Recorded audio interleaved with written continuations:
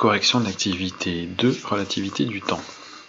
Alors on revient sur cette, on va dire, querelle de scientifiques, où ce qui était admis pendant très longtemps en mécanique, c'est Newton, et donc cette mécanique qui ont expliqué beaucoup de choses, qui faisait référence dans le domaine de la description des phénomènes physiques, même astronomiques. Il traitait le temps de la façon suivante, Newton, en disant que finalement, sans relation à rien d'extérieur, le temps absolu, vrai mathématique, s'écoule uniformément, et ça s'appelle la durée. Donc finalement, il n'y a aucune notion de relativité dans le temps, c'est quelque chose d'uniforme et d'absolu. Einstein a postulé en 1905 que finalement la vitesse avait été indépendante du référentiel, et on va voir que du coup ça va avoir des conséquences sur la notion de durée. C'est ce qu'on va voir ici dans la suite.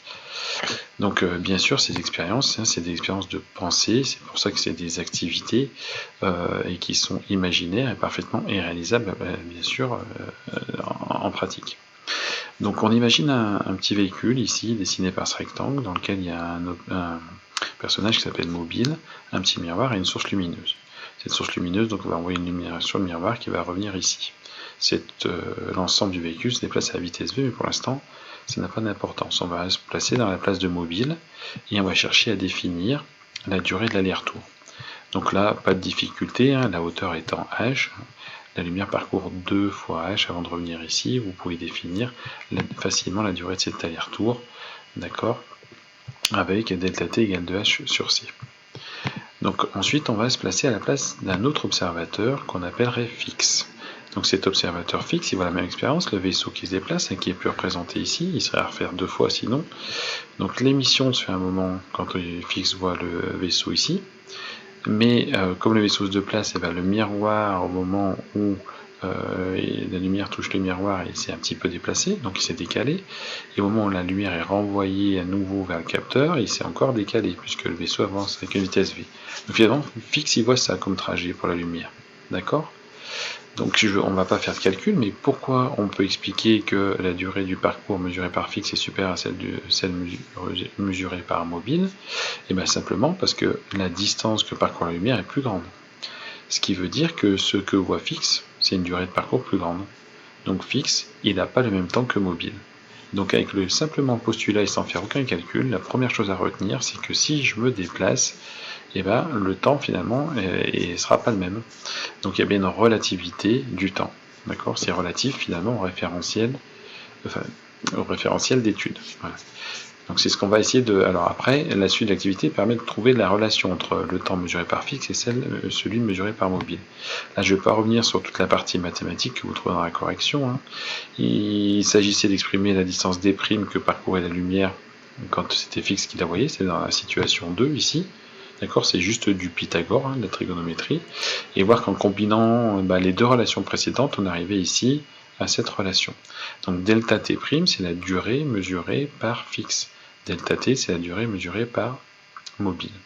Mobile, c'est celui qui voit l'expérience là où elle se déroule. Donc on appelle ça souvent la durée propre à l'événement. La lumière, elle part d'une source, elle va toucher un miroir, elle revient. Donc c'est la durée propre de cet événement. Et la delta t', c'est ce qu'on appelle aussi la durée impropre. C'est la durée vue par un observateur qui se déplace par rapport à cet événement. Eh bien, qu'est-ce que je peux voir que la durée impropre, elle a une relation à la durée propre avec cette relation-là. Alors si ça paraît très compliqué, on peut quand même vérifier que vu que V sera toujours petit que C, d'accord, il sera quand même plus petit, on aura toujours une valeur ici qui sera plus petite que 1, et toujours un delta t' qui sera plus grand que delta t, d'accord, puisque tout le membre ici sera toujours plus petit que 1. Pourquoi on ne voit pas cette dilatation des durées dans notre quotidien ? C'est simple en fait, parce que nous, on se déplace toujours à des vitesses toutes petites. Donc si votre numérateur est tout petit, par rapport à votre dénominateur, ça fait qu'en fait ce terme est proche de 0. On pourrait faire des maths, c'est une valeur limite là. Donc je fais racine carrée de 1, c'est-à-dire ça vaut 1, et delta p' vaut delta t. C'est d'ailleurs ce que Newton disait en fait. Si on revient sur Newton, si on considère la même expérience, la mécanique de Newton, elle disait simplement que delta t égale delta t'. D'accord ? Le temps il est absolu. Mais on voit bien qu'ici, on peut le vérifier, si V est beaucoup plus petit que C, racine carrée de ce truc-là, ça tend vers 1, c'est une valeur limite, donc delta t' égale delta t. Donc finalement, le temps est bien relatif au référentiel, c'est un truc qui a bouleversé la physique, mais cette relativité du temps, elle n'est pas perceptible parce qu'on se déplace toujours à des petites vitesses. Voilà, retenez ça pour le moment. Cette relation, on peut l'utiliser comme elle est donnée, hein. Il n'y a pas besoin de la démontrer, mais ça se démontre assez facilement. Vous retrouverez ça dans la correction de l'activité, que je vous mettrai en ligne également. Vous verrez qu'il n'y a pas de difficulté pour retrouver ça, c'est que de la trigonométrie. Merci.